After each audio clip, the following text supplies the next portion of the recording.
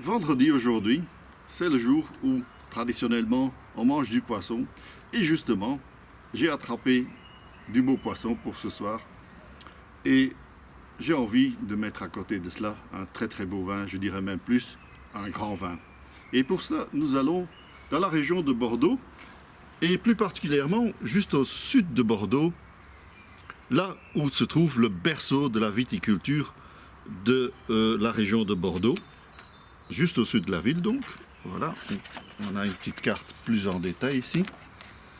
La région des Graves, donc qui s'étend au sud de Bordeaux, mais qui a été scindée en deux dans les années 80.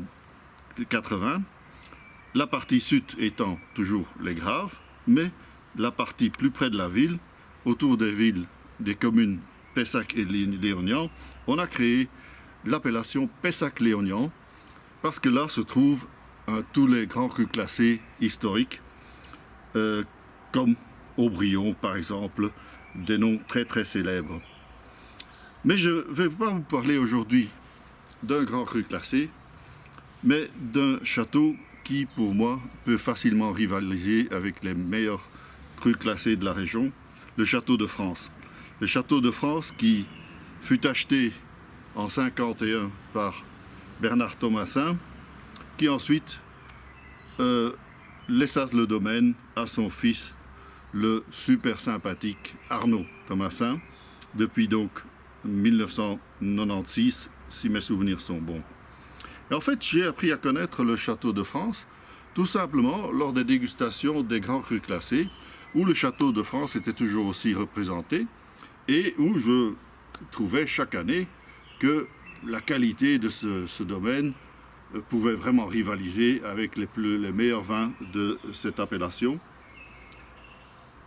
Et je dois dire, c'est pas un hasard, parce qu'en fait, le terroir est fantastique.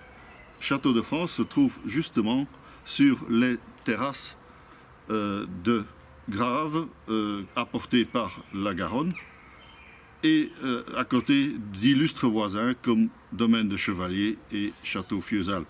Mais bien sûr, c'est aussi la vinification très soignée qui participe, qui donne à ce vin toute sa classe. Et on va bien sûr goûter le blanc ce soir. Les Graves, comme vous le savez sans doute, c'est une des régions où on produit aussi bien des blancs que des rouges. Un blanc à base de 80% de Sauvignon et 20% de Sémillon. Les deux cépages qui se complètent très bien. Le Sauvignon qui donne le fruité, le côté aromatique au nez, le Sémillon qui donne plus de gras.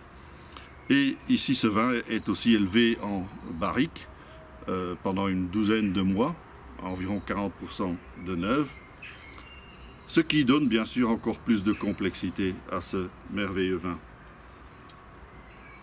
On va servir le 2015 ce soir. C'est un vin qui peut facilement se garder encore plus longtemps. J'ai terminé ma bouteille la dernière bouteille de 2012 récemment, c'était encore magnifique. 2013, c'est très beau aussi maintenant. Et vous voyez la très belle robe dorée, couleur bien intense. Au nez, nous avons déjà un boisé très fin, très élégant, bien intégré. À côté des notes fruitées qui sont bien là, bien mûres, pêche, abricot.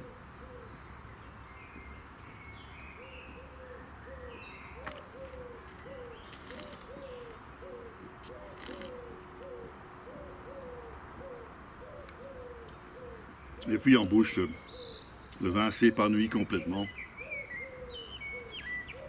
Il y a du gras, d'une très belle longueur, complexité, mais aussi ça reste très frais, avec des notes citronnées même, qui font que ce vin n'est pas simplement puissant, mais aussi très fin, très élégant. Et je suis sûr, nous allons nous délecter ce soir.